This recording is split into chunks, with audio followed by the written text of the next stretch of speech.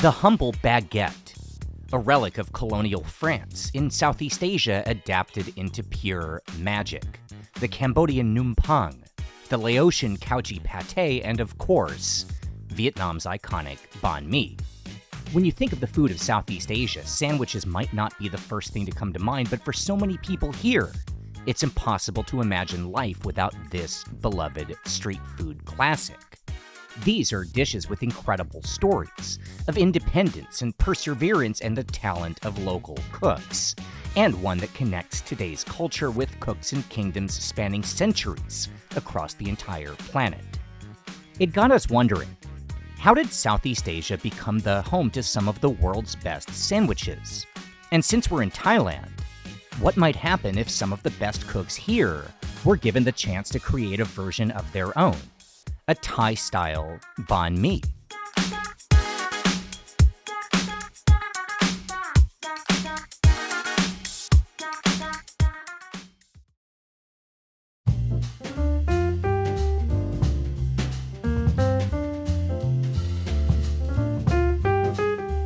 It's interesting for a guy who has a YouTube channel focused on history, authenticity, and cuisine.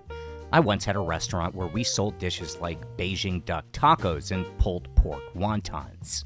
I've turned Filipino sisig into fajitas, made burgers out of fish and chips, and I feel no shame. Some things are just meant to be adapted.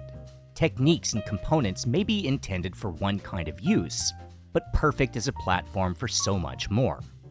Take the banh mi, a French baguette, as much a symbol of that country as anything, anywhere, stuffed with pate because it's a baguette, and then piled high with everything from pickled carrots and daikon, to chalua sausage, to grilled pork belly, coriander, cucumber, chili peppers, and more. It's amazing because it should be. Baguettes are great, Vietnamese food is great, put them together, and you have what might be the world's best sandwich. Maybe in the universe of bread it's not as, quote, authentic as sitting in Paris having a jambon beurre, but guess what?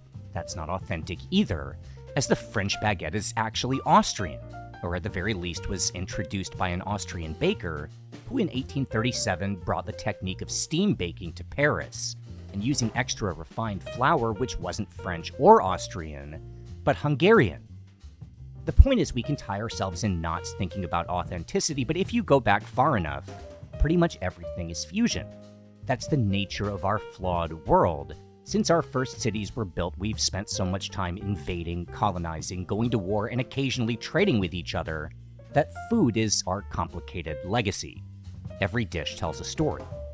So common is fusion food in our history that the term for it didn't even exist until 1989 because it was just food. At least until we started jamming stuff together on purpose, minus any context. That legacy belongs to a man named Wolfgang Puck, who was just starting on his path towards selling mediocre salads in airport food courts. In 1983, fresh off his fame from writing a best-selling French cookbook, he opened a restaurant called Chinois on Main in California, cooking something he called French Chinese. By the way, in spite of his French cuisine fame, just like the baguette, Chef Puck is actually Austrian. Anyway, his business would boom and others would soon follow. Chefs like Roy Yamaguchi, whose own California restaurant opened in 1984, selling Japanese, French, California cuisine, whatever that was, and Norman Van Aken, whose Florida restaurant combined literally everything, and who coined the term fusion food at a symposium in 1989.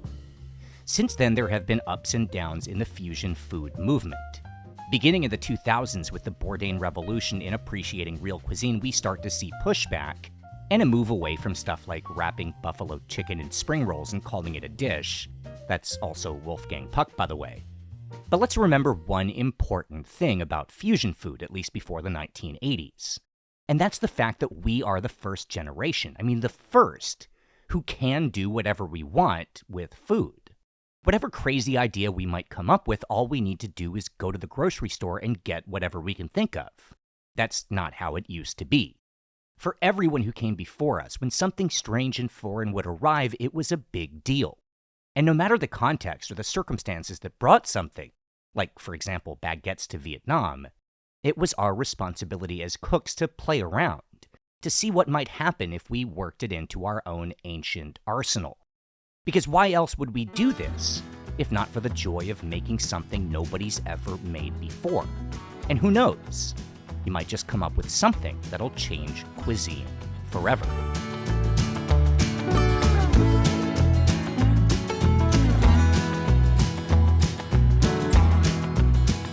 Before this became a video about fusion food, before we ever thought of trying to create a new concept, this began as a simple idea.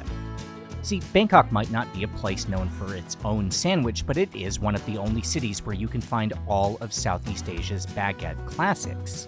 And we thought, why not compare those fascinating specialties, the stuff from Laos, Cambodia, and Vietnam? And if that was going to be our focus, then where else could we start but with a couple versions of the beloved banh mi?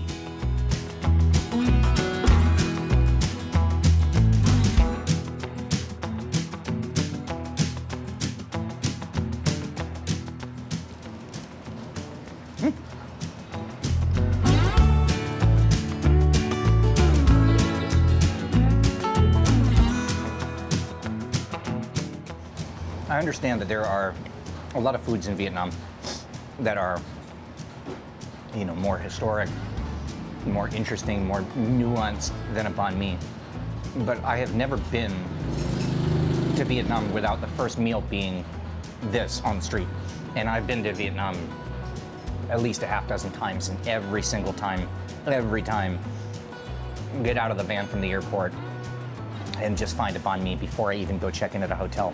That's just to me, that's like, that's my moment of recognition of, oh, I'm back in Vietnam. Banh mi on the street.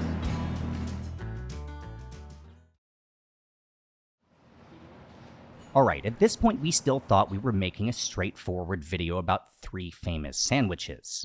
And while that's obviously going to change, we can't get there without first starting here, with the story of the banh mi itself. Because how it came to be is important, but not as important as why. Let's talk about this sandwich. Now, where this story first begins is in Saigon around 1859, when the French would establish their first permanent foothold in Vietnamese territory, taking possession of the city of Saigon. Within 8 years, all of South Vietnam was under French control, and with their new territory came settlers, mostly affluent, traders and businessmen and Catholic priests, so almost immediately came a market for fine French foods. Now, given the fertile climate of Vietnam, most products would be farmed or raised there in the new colony. But there was a problem, which is that bread, the most essential of all French staples, relies on wheat flour, and wheat doesn't grow in the tropics of the Mekong Delta. So at tremendous cost, the French would send cargo boats stocked with flour from the port of Marseille all the way to Saigon, a distance of more than 8,000 nautical miles, with a sailing time of around half a year. Needless to say, this made bread a wildly expensive product and one reserved for the occupiers, not the occupied. But it wasn't just price that kept the baguette from the Vietnamese. The French had a saying, roughly translated to "bread and meat make us strong, rice and fish keep them weak," and enforced an intentional segregation of cuisine to keep their foods only for themselves. This, by the way, worked both ways, which meant the French themselves were forbidden from eating Vietnamese food, hence why you don't see things like spring rolls sold in Paris, unlike, for example, how the British adapted so much of Indian cuisine for themselves. Anyway, this separation would remain intact until the outbreak of World War I, when 2 enormous German export warehouses in Vietnam would be seized by French authorities, flooding the local market with ingredients previously inaccessible. This included wheat flour, ham, and cheese, and also stuff like condensed milk, today primarily associated with Southeast Asia but actually originally French. Now, at the same time, more than 100,000 Vietnamese men were conscripted by the French to serve in the war, and were stationed in France, where, much to the chagrin of their colonial rulers, they not only developed a taste for the food, but they also saw how well the French lived on the backs of their colonial plunder.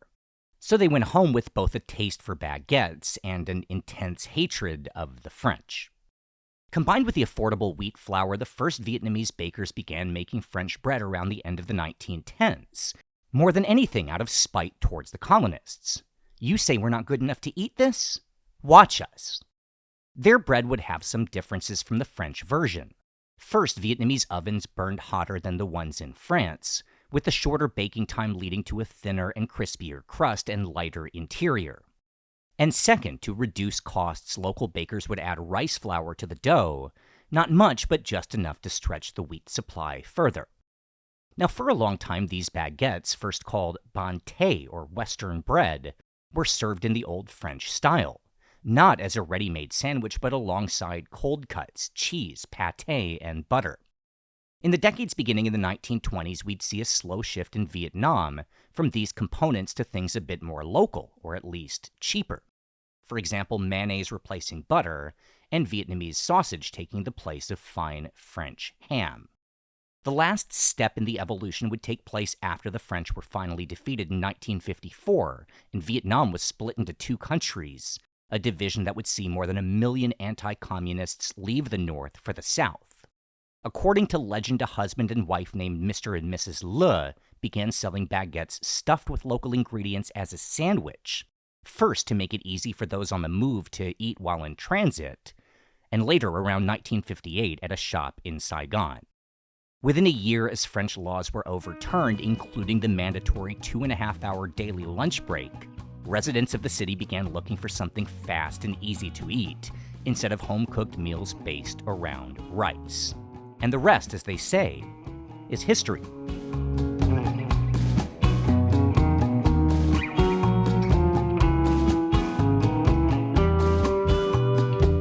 So essential is the banh mi in modern Vietnamese culture that the immigrant family that opened this shop doesn't just serve hundreds of their creations on a daily basis, but they even named the family dog after their favorite dish.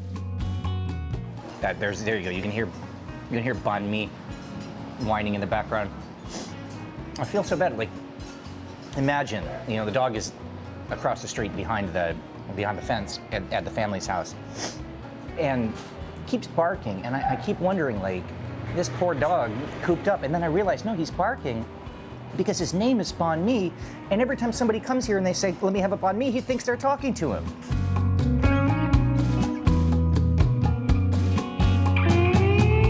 Hi! Oh, that's my microphone. How old? About 3 years old. 3 years old? Oh, she's a puppy still. Good dog.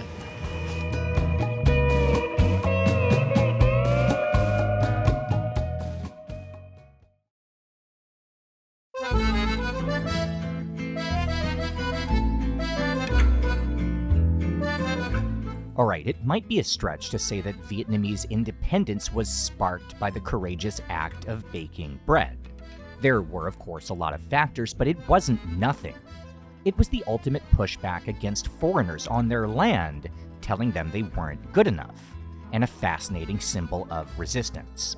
But where this really starts to get interesting is that when we look at the entire French colonial map, we see the same rebellion taking hold from one side of the world to the other.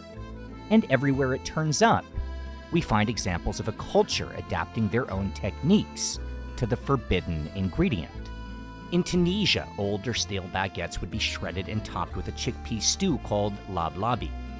Baguettes cut into pieces and deep-fried in batter would become a ubiquitous street food in Madagascar, known as mofo makasaoka. In West Africa, baguettes are so common that it's estimated 10 million are sold each day to the 17 million people in Senegal, where they're baked in mud brick ovens and called tapalapa.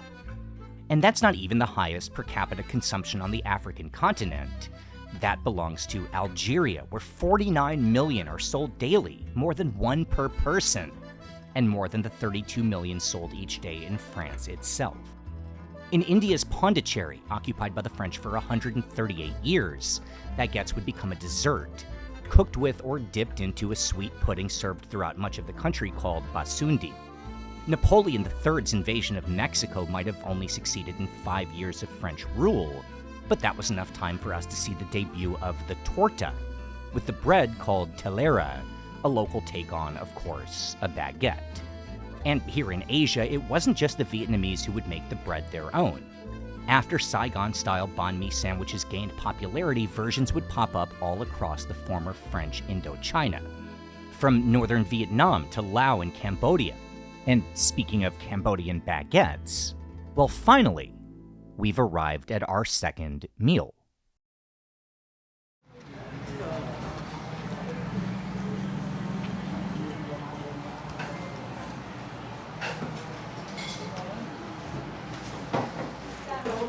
So, a long time ago, we taped a video in Klong Toy, and there was a vendor who was set up near the market that was, this is Klong Toy village, not the market, but the local neighborhood market. There was a vendor who sold a Cambodian-style Num Pang. That has been gone for a while. I don't know if she moved or if she's just not there anymore, but we have been looking for this for quite some time. Bangkok, if I'm being completely honest, is an unreliable place to get a really good banh mi. You can find some.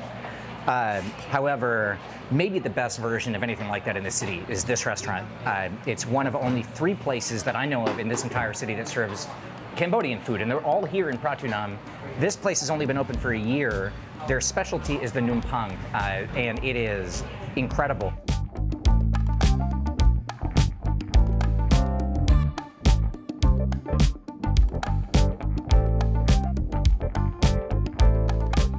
Me and Daria came here for dinner for the first time 2 days ago, yeah? And I'm really happy to be able to work this into a video so quickly. One day we'll do a whole show here, or at least in this neighborhood for Khmer food. But basically, go ahead. Yeah, we have sort of a Cambodian version of a Vietnamese sausage. We have Chinese sausage. We have pate. We have a couple of different kinds of sauce, some vegetables, some herbs, some onion, and then the greens, the pickles. And I'm gonna eat.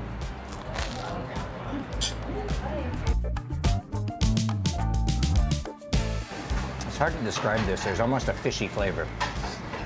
And I don't know whether that's some kind of a fish paste or if it's the way they make their pate. It's saltier than what you'd expect from a Vietnamese banh mi. And again, we've had this in Cambodia. Different towns, different vendors, they all make, in Vietnam, Cambodia, Laos, they all make their sandwiches in a different way. But yeah, it's delicious, and really, again, it's all about the bread.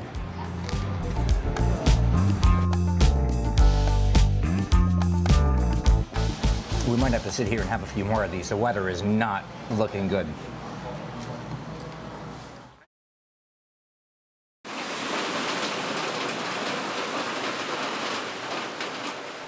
All right, here's the thing about having a YouTube channel. Filming day is unpredictable. We can work forever making plans and locking in an idea, but since this isn't scripted, there's always the chance for things to go sideways. In this case, we didn't have much room for error. We only had 3 locations to film. But then came the rainstorm and a ridiculous amount of traffic, and by the time we made it to our last place, the Big Finish, well, they'd shut down early. So now what? Without the Lao sandwich, this is basically a story about a banh mi, and that would be insane to do in Bangkok, not Vietnam. But we've been at this for long enough that we've learned the secret, which is that if you don't know what you're doing, just keep filming and eventually you'll figure it out. So we headed back towards the city. But since we don't yet have a direction and the traffic is miserable, well, let's take a break and talk about the sandwich.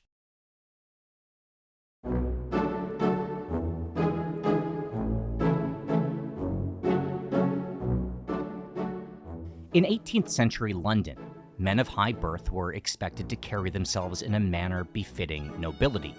But boys will be boys, so a handful of organizations called Hellfire Clubs would open, where the rich could be as debaucherous as they wanted, out of sight of those who paid them taxes. Among the members was a man named John Montague, the 4th Earl of Sandwich, who one day in 1762, while riding a hot hand at the card table, insisted his cook prepare him something to eat, which he could consume with one hand without interrupting his gambling. So his cook placed a slice of beef between 2 pieces of bread. Other members saw this and asked the cook for what sandwich was having, and cuisine would never be the same. Now, this might be something of a legend. I mean, there are other contemporary accounts that claim the Earl of Sandwich actually ate this meal while working, not gambling. But regardless, the name would stick. Whatever the truth, the one thing not in dispute is that Sandwich didn't actually invent the sandwich. The idea of using 2 slices of bread with a filling in the middle was something he'd encountered years earlier during his travels, either while studying in Greece or Turkey, or maybe while on business in the Netherlands, where an almost identical creation was popular in taverns since at least the 1600s, with the only difference being the beef was served on 1 slice of bread instead of being enclosed by 2. The oldest recipe for what we'd now call a sandwich comes around the year 100 BC, when a Jewish rabbi in Jerusalem recorded a meal of 2 slices of matzah, stuffed with either bitter herbs or a mixture of nuts and dates or figs. Around 300 years later, sandwiches are referred to as commonplace in a book of Jewish teachings, but again, this isn't the whole story. We know that by that same time, the ancient Romans were burning panis quadratus over a fire, basically toasting their bread, and serving 2 slices with a filling of herbs, butter, and cheese. The Chinese rojiamou is said to date back to around 200 BC, although that's hard to confirm as the first written record comes a few hundred years later. And while we don't know this for sure, historians guess that 500 years before any of that, the ancient Egyptians, the inventors of leavened bread, were serving theirs with a spread of foie gras, goose liver, another Egyptian legacy. Anyway, to bring this back to our story, while the French have been using bread since at least the Middle Ages, we don't actually have proof of its use in sandwiches until the period contemporary to the occupation of Vietnam. It was around the 1860s when the iconic jambon beurre, or ham and butter, was first sold at the Lao market in Paris, like so many other so-called street foods around the world first meant as a snack for market workers, before spreading by the 1890s to the general public. But even then, the baguette sandwich, instead of the bread as an accompaniment to other fine foods, wouldn't actually become popular among the masses until as recently as the 1930s. First for blue-collar workers who needed something portable to carry to the job site, and finally to all classes after World War II, or barely a decade before on the other side of the world, Mr. and Mrs. Le would sell their first banh mi in Vietnam. And since we don't have a better idea, well, that's where we'll go next.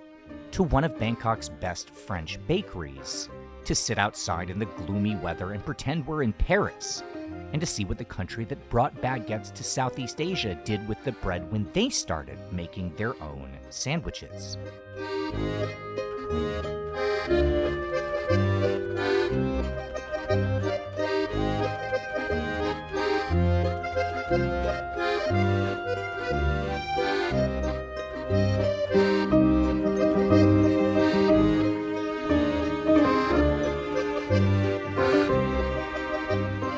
All right, so when we talk about a French sandwich, I think the thing that's most misunderstood for people who haven't been to France or aren't familiar with this kind of thing, when we see a French baguette served overseas, including in Southeast Asia, it's packed with all kinds of stuff. You have this in Paris, it's simple. It's you know, the classic is what you got, ham, Gruyere, or what did you get as your cheese? I think I don't remember. And that's basically it, some fresh cracked black pepper and butter.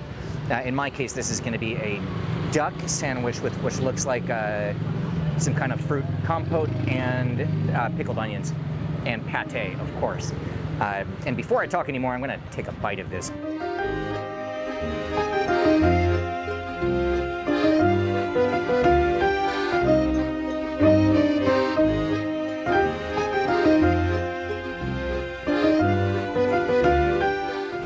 So in a Parisian cafe, Yeah. what would you have? You'd have your book, your cigarette, your coffee. I guess I should.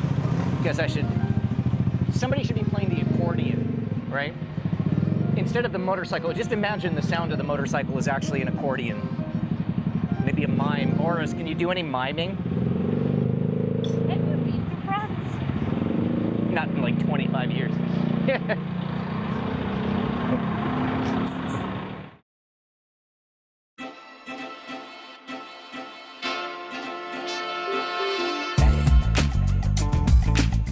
Okay, so at least the rain had stopped and we were back to eating. But we still didn't know what this was. We'd had a banh mi, a num pang, and a smoked duck sandwich, and it was late in the afternoon, the day was getting away from us. And since we didn't know what to do next, we figured let's just stop overthinking and do something fun for us. And since we've been talking so much about the baguette, which is not originally French but rather Austrian, I realized I wasn't sure if I'd ever actually tried an Austrian baguette. And as it happens, well, there's one place in Bangkok where we might find one. So since we didn't have any other ideas, well, that's where we went next.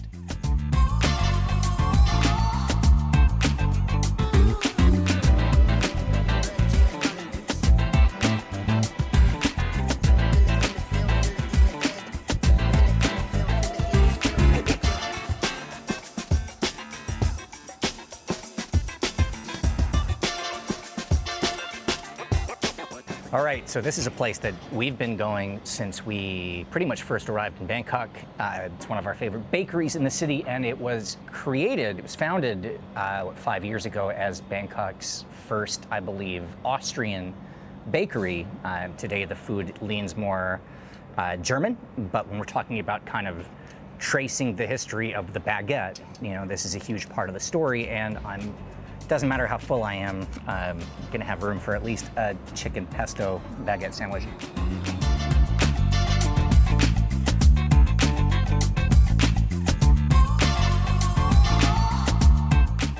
And the one thing that kind of ties this whole category together, from whatever we've had today, Vietnamese to Cambodian to French, and it's just about the bread ultimately. What you put in the sandwich it's interesting that, like, the farther we trace this back, the simpler the fillings get. This is chicken, lettuce, tomato, a little bit of pesto sauce. Mine is ham. Yours is ham and cheese. And again, it's about the bread, and this is bakeries right there. We're just watching them make it, so it doesn't get much fresher than this. You have sandwich all over you. Oh no.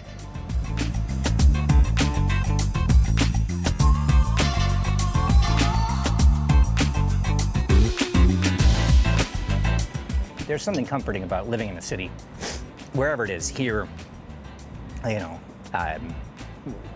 wherever you're living, finding good bakeries. Remember when you were working for one in Shenzhen, right? The whole idea was, you want that sort of the warmth of somebody baking. Oh, it started to rain again. All right, we're gonna hide the cameras because it's raining, and let's hope that doesn't affect our last destinations today. Mm-hmm. Good bread. So good.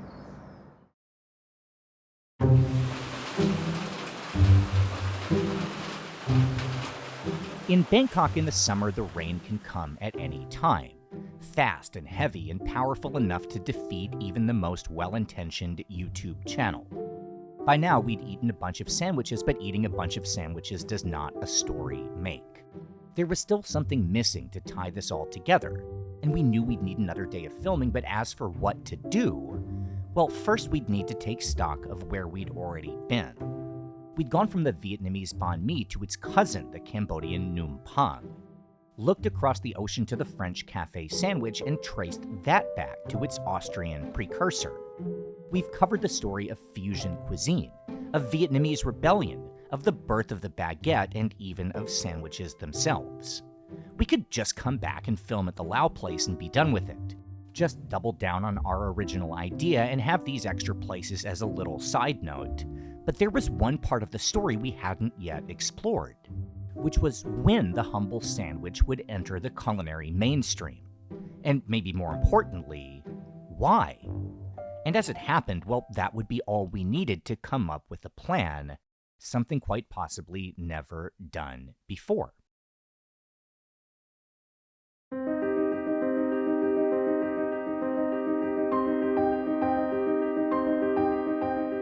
As the world reached the 20th century, 138 years after the Earl of Sandwich made his fateful demand for something he could eat while multitasking, the Industrial Revolution was making much of the world seek the same thing.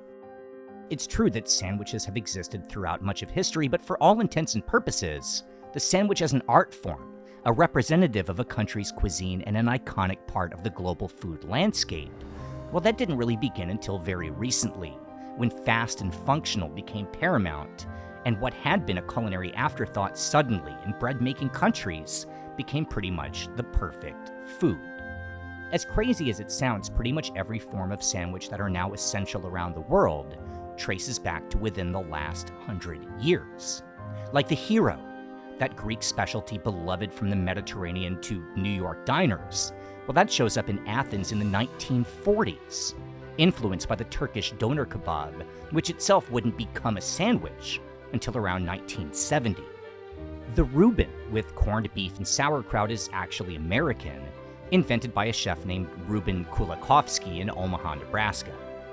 Also American is the classic pulled pork, first made in the mid-1900s, though the meat technique goes back to the indigenous people, long before the colonists arrived. The Cuban sandwich most likely takes its roots from the cigar factories of Ybor City near Tampa, where Cuban immigrants worked in the early 20th century. India's vada pav was first made outside a train station in 1966.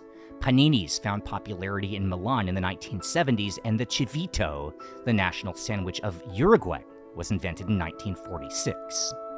All of these and so many other legendary sandwiches are new, but what isn't new is the stuff inside, between the slices of bread. The fillings are uniquely local, the same stuff or at least the same flavors enjoyed for centuries. And when we needed some way to pack our favorite foods in a lunchbox and take them to work, well, wherever there was bread, that would be the solution. And wherever there were baguettes, well, that would be the bread of choice. When a country or a culture would take their own traditions and shove them between slices of bread or into a baguette, this wasn't controversial. It wasn't called fusion. Remember, that term is barely 30 years old. It was simply a way to make whatever flavors were beloved easy to eat while on the go. It never happened in Thailand because there's no bread-making culture, but it's not that different from how this country took on Chinese techniques, things like stir-fries for the same purpose. Hell, go back farther and boat noodles were a similar idea, a portable snack served in small portions so it wouldn't spill when eaten on the water. What if the French, who did try to colonize Thailand, who only stopped because of border wars and a compromise with the British who held Myanmar, well, what if they'd succeeded? What if history had unfolded differently? Well, based on everything else we've seen in this story, there's almost no way there wouldn't be some kind of Thai baguette sandwich. Which got us thinking, what would it look like?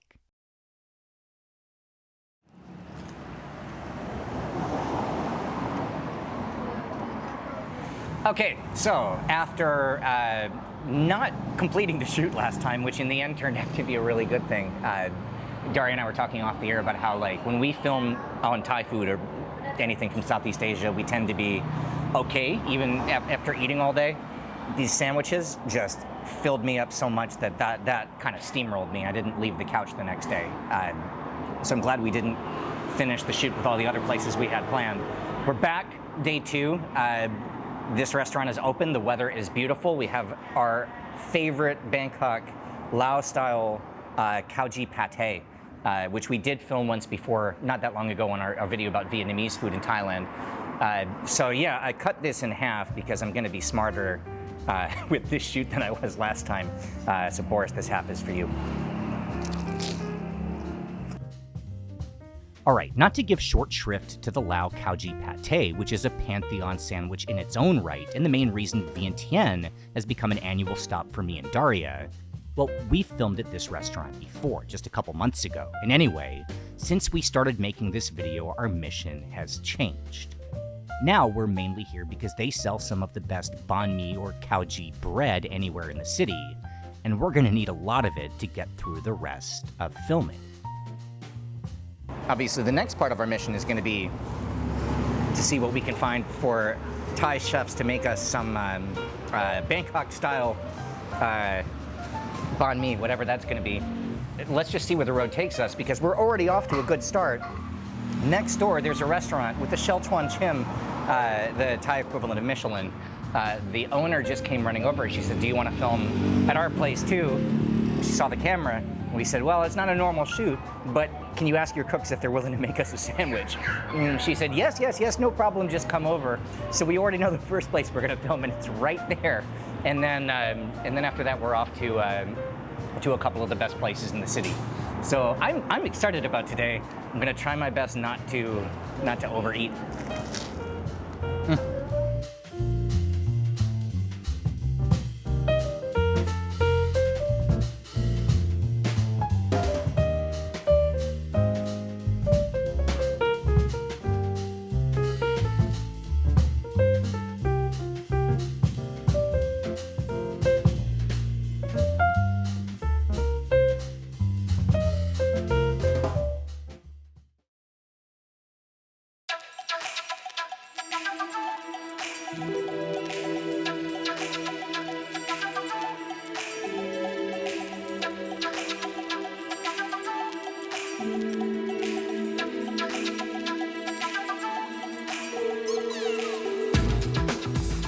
Look at this. Pad Kaprao and fry it It's inside the bun. seafood pad kaprao. Yeah, seafood bun. It Okay. mint pork. Amazing, thank you.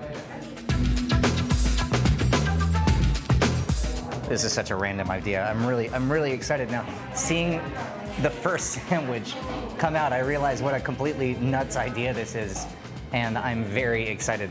Pad kaprao sandwich. So we have ground pork with basil and chili, and then topped with seafood. So there are shrimp and calamari, squid, with a beautifully fried egg on top. And if that's this is not even a scheduled stop.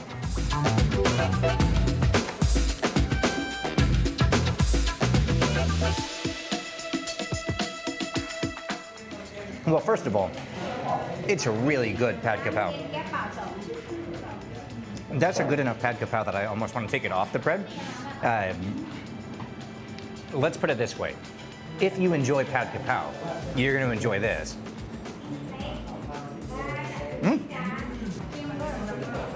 Put them both down, it's fine.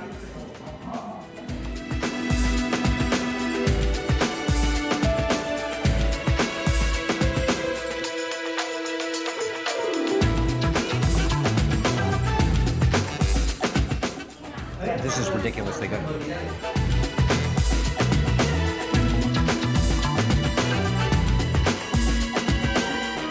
It's extremely impressive that they came up with this idea in this presentation with no notice. That's actually very impressive.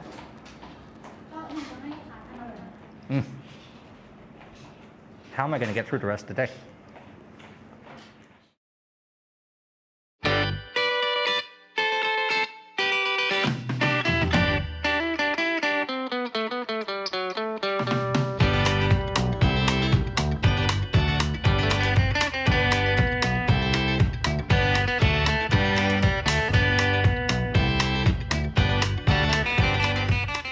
Okay, I'm very excited to eat. Thank you so much, Chef. You're welcome. Thank you guys. Great job, great work. Thank you so much. This is a team of chefs to put our sandwiches together. You talk about taking this seriously. Thank you so much. You're welcome.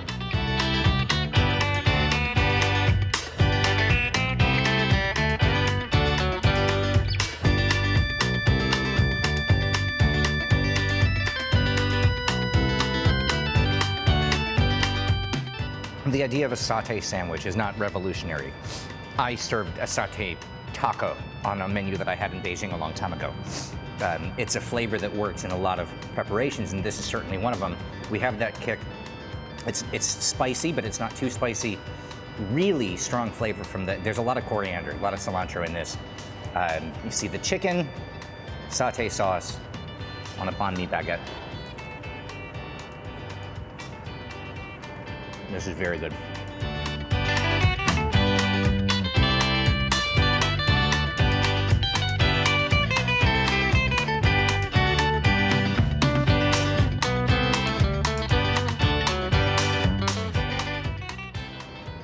This is really good. There's a lot of flavor going on there.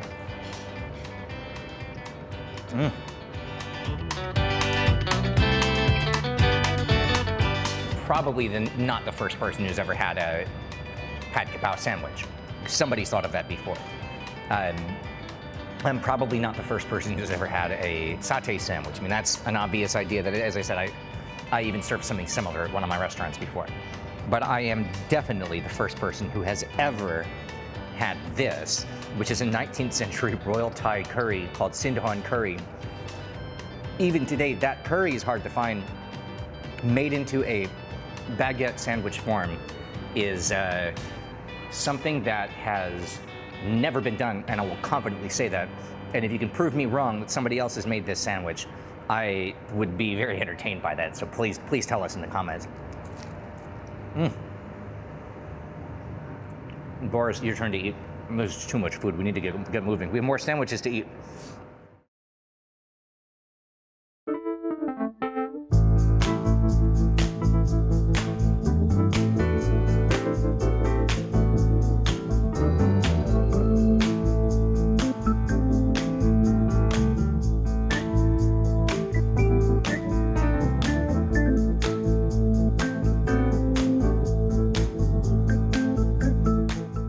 What we're gonna do today is a combination of the Vietnamese banh mi and also Isaan style. Amazing. Like nam chim chao.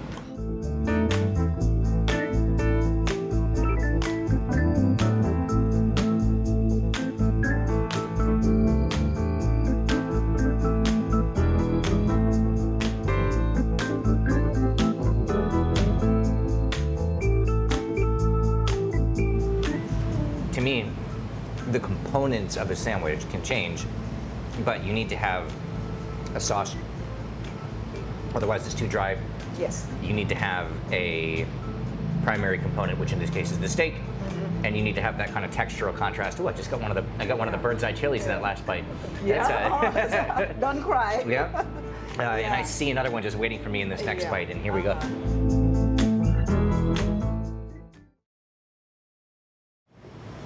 The idea that kind of got us on this is Banh Mi, Num Pang Pate, Khao Jee Pate. There is no national banh mi. Banh mi is different everywhere you go. You know, the Khao Jee is different everywhere you go. Based on ingredients. Based on ingredients, based on what people like. You know, the Khao Jee Pate in Vientiane is very different from it would be in Luang Prabang, which is different than it is in Pak Se. In Thailand, that's the reason why I kind of started thinking, well, if people are just throwing whatever they like into a baguette, and that makes it a sandwich, does this work? Does it work with Thai ingredients? And to me, this 100% absolutely works. It's a steak sandwich. Even green curry can be as well. You know, like make this a little bit thick curry, and then it's like chicken, like beef or whatever that you like. I mean, if you do, you can do it's chicken very with simple. pesto sandwich, why can't you do chicken with a thick green curry? Exactly. You know? If you can do a delicious. right? But I mean, a steak sandwich. This is a steak sandwich. It just happens to be a steak sandwich with a sauce that makes it a Isaan dish. Guys, please come in. We're fine.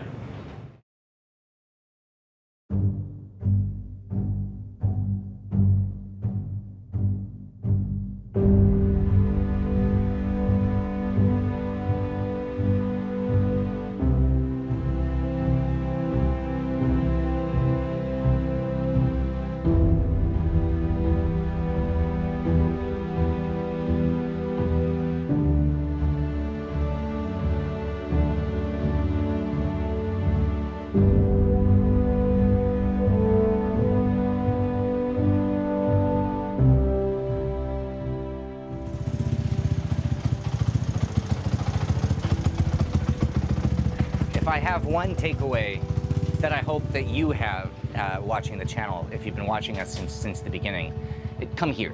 Come here.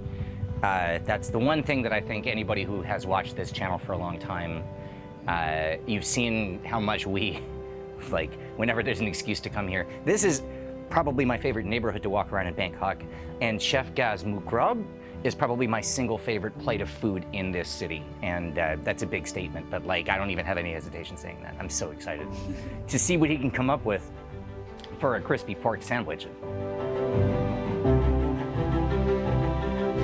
He's disappeared into the back, by the way. I don't even know where he went. He's now like somewhere in the laboratory in back, and at some point a sandwich will come out of this.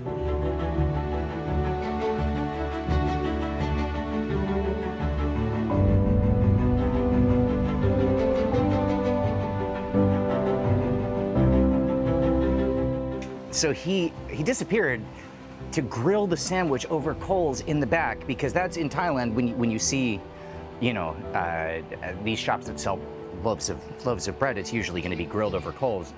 I had not even considered that as a technique. All we have, I believe, is crispy pork and his homemade chili sauce. So let's see how this is together. Come on.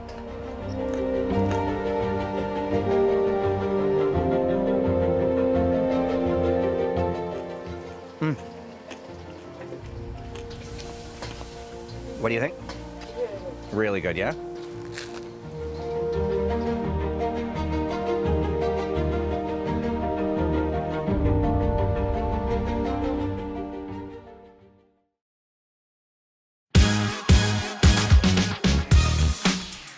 So that's the story of Southeast Asia's sandwiches. A story about people taking something once forbidden and making it their own. In Vietnam, Cambodia, Laos, and across the old colonial empire.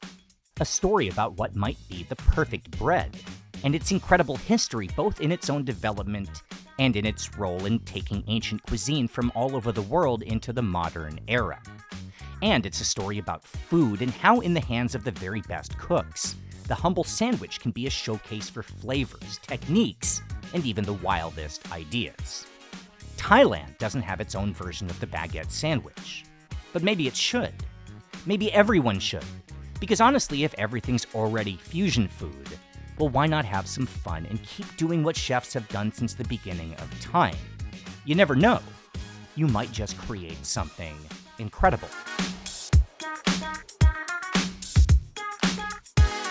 Subscribe to the channel for more from OTR. Thank you so much to everyone who supports us on Patreon. It really helps to keep us going. Find links below to our Patreon and social media, and we'll see you soon.